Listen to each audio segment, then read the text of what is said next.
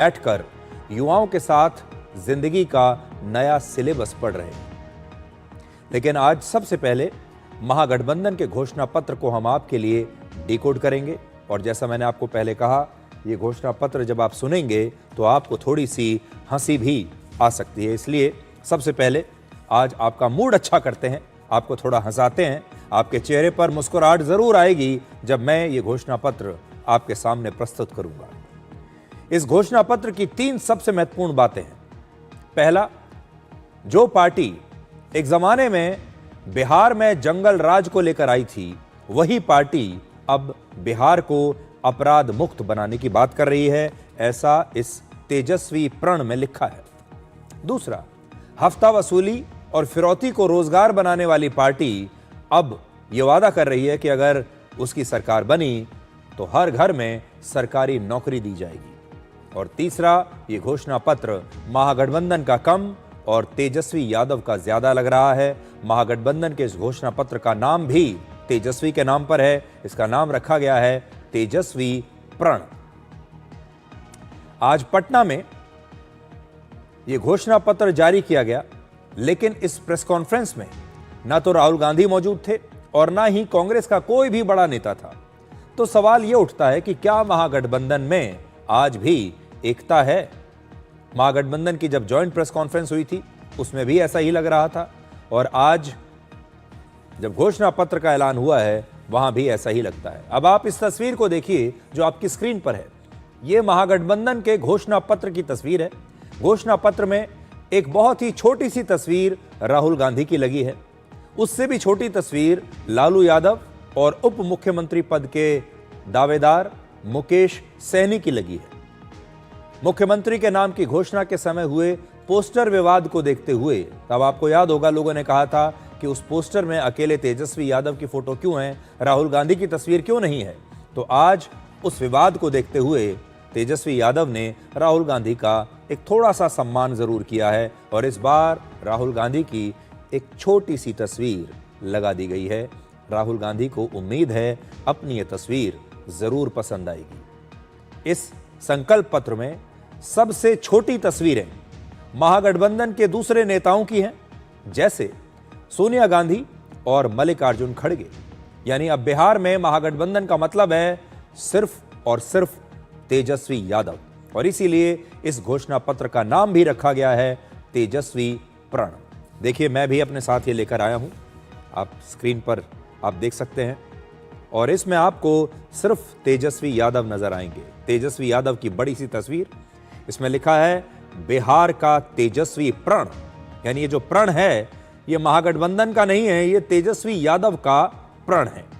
और तेजस्वी यादव के बाद अगर आप देखेंगे यहां पर एक छोटी सी तस्वीर है राहुल गांधी की, और उसके बाद उससे भी ज्यादा छोटी तस्वीरें हैं बाकी के नेताओं की। असल में ये जो बाकी की तस्वीरें हैं ये इतनी छोटी हैं कि इन्हें देखने के लिए शायद आपको एक मैग्नीफाइंग लेंस देखना पड़ेगा। मैं तो इनमें से बहुत सारी तस्वीरों को पहचान भी नहीं पा रहा हूं क्योंकि इतनी छोटी छोटी तस्वीरें इसमें लगाई गई हैं। इससे आप समझ सकते हैं कि इस महागठबंधन का जो असली चेहरा है वो कौन है, इस पर नाम किसका है। 32 पेज के इस घोषणा पत्र में तेजस्वी यादव ने बिहार की जनता से वादा किया है कि अगर उनकी सरकार बनी तो अपराध के प्रति जीरो टॉलरेंस की नीति अपनाई जाएगी, यानी बिहार को अपराध मुक्त बना दिया जाएगा। अब आप हंस सकते हैं। हालांकि तेजस्वी यादव के पिता लालू यादव के ही शासनकाल में बिहार में जंगल राज आया था। ऐसा कहा जाता है कि बिहार में जंगल राज का जो परिचय था वो उन्होंने ही करवाया था लोगों से। आज वही पार्टी 2025 में आकर कहती है कि हम बिहार को अपराध मुक्त बना देंगे और अपराध के प्रति हमारी जीरो टॉलरेंस रहेगी।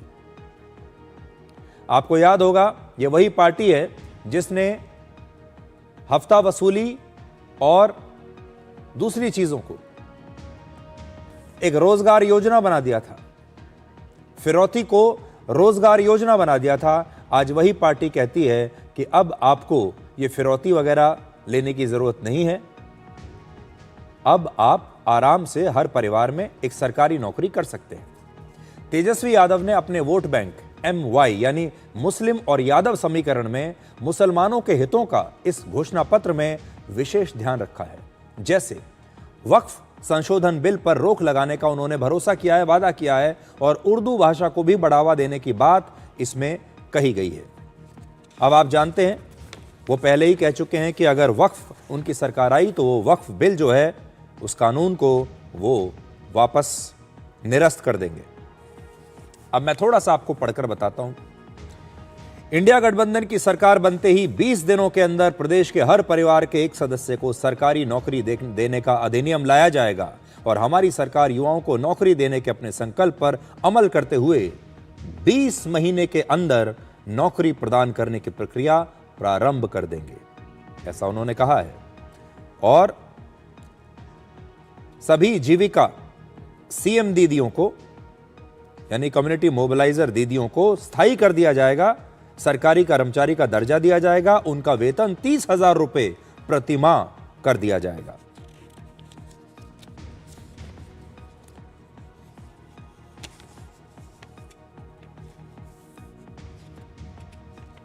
हमारी सरकार अपराध के प्रति जीरो टॉलरेंस की नीति अपनाएगी, वक्फ संशोधन विधेयक पर रोक लगा दी जाएगी और वक्फ संपत्तियों के प्रबंधन को पारदर्शी बनाते हुए इसे अधिक कल्याणकारी और उपयोगी बनाया जाएगा। देखिए, ये साफ साफ इसमें लिखा हुआ है।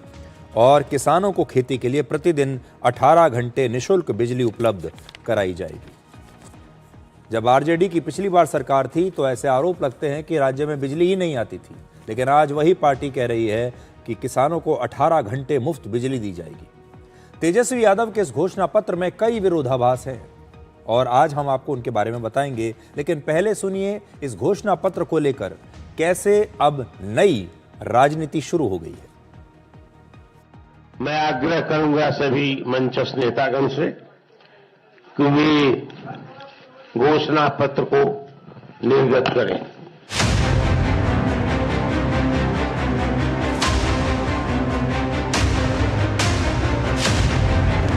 प्राण भी निछावर कर करके अपने प्रण को हम लोग इस बार पूरा करेंगे और बिहार को नंबर 1 स्टेट बनाने का काम करेंगे। कुछ लोग इसको जुमला मानते हैं, उधर वाले लोग, उनका जो जुमला होता है वो प्रण भी हमने सबसे पहले आज रिलीज किया। ये महागठबंधन का प्रण नहीं है, ये तेजस्वी जी का प्रण है। बिहार की जनता इस बार नौकरी रोजगार वाली सरकार चाहती है। ये खोखले दावों का पुलिंदा है।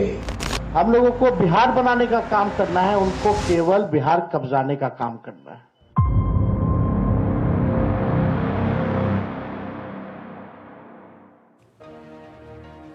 अब देखिए, आपको 2 तस्वीरें दिखाते हैं जो अभी आपकी स्क्रीन पर आएंगी। एक तस्वीर है 23 अक्टूबर 2025 की और दूसरी तस्वीर है 28 अक्टूबर 2025 की। आपको याद होगा जब प्रेस वार्ता की गई थी, जॉइंट प्रेस कॉन्फ्रेंस की गई थी महागठबंधन की, उसमें सिर्फ और सिर्फ तेजस्वी यादव की तस्वीर थी। और ये बात हमने उस दिन रात को अपने शो डिकोड में भी कही थी कि तेजस्वी यादव को राहुल गांधी का सम्मान करना चाहिए था, बाकी नेताओं का भी सम्मान करना चाहिए था। ये सिर्फ एक चेहरे के साथ महागठबंधन की प्रेस कॉन्फ्रेंस कैसे हो सकती है? इसलिए आज उन्होंने एक मामूली सा भूल सुधार किया है। आज फोटो तो उन्होंने अपनी लगाई है बड़ी सी, लेकिन साथ ही बाकी के गठबंधन के नेताओं की भी कुछ छोटी छोटी तस्वीरें आज तेजस्वी यादव ने लगाई हैं जो आपकी स्क्रीन पर आज हैं।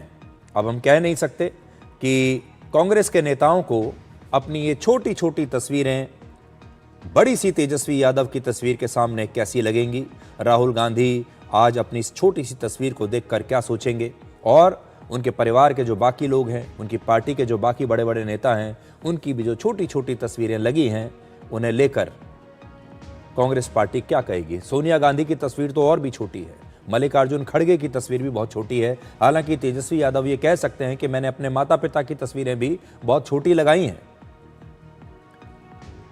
आप ये देख लीजिए, ये सारी तस्वीरें कौन कौन सी लगी है। अब आपको तेजस्वी यादव के इस घोषणा पत्र के कुछ विरोधाभासों के बारे में बताते हैं। इसमें वादा किया गया है कि किसानों को 18 घंटे मुफ्त बिजली दी जाएगी। जबकि आज भी बिहार के लोगों को याद है कि लालू और राबड़ी देवी के शासन के समय चुनिंदा शहरों में सिर्फ कुछ घंटों के लिए ही बिजली आया करती थी, वो भी बहुत चुनिंदा शहरों में। तब लोग बिजली के लिए तरसते थे और 24 घंटे बिजली के बारे में अगर किसी से बात कर लें तो लोगों को लगता था कि तो चमत्कार है, ऐसा कभी हो ही नहीं सकता। और आज भी जब 18 घंटे मुफ्त बिजली की बात देने की बात हो रही है, तेजस्वी यादव ये कह रहे हैं, तब भी आरजेडी का जो चुनाव चिन्ह है वो है लालटेन। एक जमाने में लालू यादव बड़ी शान से अपने इस चुनाव चिन्ह की उपयोगिता बताया करते थे और इसीलिए चुनाव चिन्ह जो है लालटेन रखा गया था। लेकिन आज 2025 में जब स्मार्टफोन का युग है, इंटरनेट का युग है, सोलर पावर का युग है, आज भी इस पार्टी का जो चुनाव चिन्ह है वो लालटेन ही है। इसलिए आज हम ये कहना चाहेंगे कि अगर वादे इतने बड़े बड़े कर रहे हैं तेजस्वी यादव, बातें इतनी बड़ी बड़ी हो रही हैं भविष्य की, तो फिर उन्हें सबसे पहले तो अपने चुनाव चिन्ह को बदलना होगा और लालटेन से इसे कुछ और बताना होगा, क्योंकि आज के ज़माने में लोग लालटेन से बिल्कुल कनेक्ट नहीं करेंगे।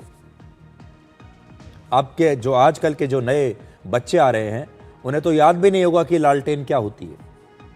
इस घोषणा पत्र में पूरे बिहार में 100 कॉलेज और 100 स्कूल खोलने का वादा किया गया है। इसके अलावा बिहार के छात्रों से कई और वादे किए गए हैं। जबकि बिहार में पढ़ाई का चरवाहा मॉडल लालू यादव के समय शुरू हुआ था, जिसके बाद देश भर में बिहार की शिक्षा व्यवस्था का मजाक उड़ाया जाने लगा था इस चरवाहा मॉडल को देखकर। हालांकि इस घोषणा पत्र में भ्रष्टाचार कोई बड़ा मुद्दा नहीं है और अब भ्रष्टाचार के मुद्दे पर बीजेपी तेजस्वी यादव की आलोचना कर रही है, क्योंकि बीजेपी का जो सबसे बड़ा शस्त्र है आरजेडी के खिलाफ वो है भ्रष्टाचार, वो है घोटाला, वो है चारा घोटाला और वो है जंगल राज। जो अधिकारी अमित शाह से मिलकर के गड़बड़ करेगा, सरकार आने के बाद इतनी कड़ी सजा मिलेगी कि कभी सोच नहीं सकते कि क्या सजा मिलेगी उनको। उसने अगर कोई बेईमान भ्रष्ट अधिकारी अगर चुनाव में बेईमानी करेगा तो बताओ सजा मिलना चाहिए नहीं मिलना चाहिए? जो वोट चोरी करवाएगा उसको सजा मिलनी चाहिए कि नहीं मिलनी चाहिए? एक बार जनता तैयार है ना सजा देने के लिए, छोड़ा नहीं जाएगा, बेईमानी नहीं होगा। अभी भी हमारी सलाह है भ्रष्ट अधिकारियों, बेईमानी की भी दिमाग में मत लाना। सजा ऐसी होगी कि आपको 7 जन्म याद आएगी। अपराध पर तो 0 टॉलरेंस है, लेकिन भ्रष्टाचार पर 0 टॉलरेंस नहीं है इस घोषणा पत्र में। स्वाभाविक है, ये दावा करते ही बात निकलेगी तो बहुत दूर तक जाएगी। आरजेडी भ्रष्टाचार की पाठशाला है। मैं बड़ी जिम्मेदारी से रिपीट करता हूं, आरजेडी भ्रष्टाचार की पाठशाला है। ये उनका अतीत है, ये उनका वर्तमान है, ये उनका भविष्य भी होगा। वो कह रहे हैं साहब हम अपराध पर 0 टॉलरेंस लेंगे, तो अच्छा होता ये भी कहते कि अब मुख्यमंत्री के घर से अपहरणकर्ताओं से बातचीत नहीं की जाएगी। ये भी कहते आरजेडी से जुड़े जो गुंडे सड़कों पे शुद्ध गुंडे करते हैं, छीनाजोरी करते हैं और जमीन छीनते हैं, वो हम बंद करेंगे। तो बिहार में तेजस्वी यादव और राहुल गांधी दोनों ने ही SIR को एक बहुत बड़ा मुद्दा बनाया था और कहा था कि बिहार में वोटों की चोरी हो रही है। देश के 12 राज्यों में आज से SIR शुरू हो गया है। विपक्ष के नेताओं के लिए एक और नई बुरी खबर आज आ गई है। लेकिन आज हम बहुत संक्षिप्त में कुछ आंकड़ों के जरिए आपको ये बताएंगे कि आने वाले चुनाव में वोटर लिस्ट की ये सफाई कितना बड़ा असर चुनाव के नतीजों पर डाल सकती है। जरा आंकड़ों को ध्यान से देखिएगा। बिहार में 7.5 करोड़ वोटर्स हैं और वहां पर SIR के बाद 47 लाख वोटर अवैध पाए गए, यानी 47 लाख वोट वहां पर कम हो गए। यह बिहार के कुल वोटर्स का 6% है। यह आप स्क्रीन पर देख लीजिए, 7.5 करोड़ वोटर्स हैं। SIR जब किया गया तो 47 लाख वोट अवैध पाए गए और ये 6% के आसपास है बिहार के कुल वोटर्स का। अगर इसी औसत के हिसाब से हम पूरे देश का हिसाब किताब लगाएं तो इस समय भारत में लगभग 100 करोड़ वोटर्स हैं, और अगर इसमें से 6% वोटर SIR के जरिए कम कर दिए गए या काट दिए गए तो इनकी संख्या होगी 6 करोड़। यानी अगर अगली बार जब लोकसभा चुनाव होगा तो लगभग 6 करोड़ वोट कम हो चुके होंगे भारत के टोटल वोटर्स में से। इसका असर क्या होगा? पिछले साल वर्ष 2024 में जो लोकसभा का चुनाव हुआ था, उस चुनाव में कांग्रेस पार्टी को लगभग 13 करोड़ 67 लाख वोट मिले थे। 13 करोड़ 67 लाख वोट कांग्रेस को मिले थे। बीजेपी को 23 करोड़ 59 लाख वोट मिले थे और समाजवादी पार्टी को 2 करोड़ 95 लाख वोट उस समय मिले थे। और अगर इस पूरे लोकसभा चुनाव से पूरे देश में बिहार की औसत को मानते हुए अगर 6 करोड़ वोट कम हो जाते हैं तो उसका असर क्या होगा वो आप आज इस आंकड़े के जरिए उसका अंदाजा लगा सकते हैं। बिहार में अब सबको इंतजार है 14 नवंबर का, जब विधानसभा चुनाव के नतीजे आएंगे। लेकिन दिल्ली के लोग आज 29 तारीख को कृत्रिम बारिश का इंतजार कर रहे थे, क्योंकि सरकार ने कुछ दिन पहले कहा था कि आज के दिन दिल्ली में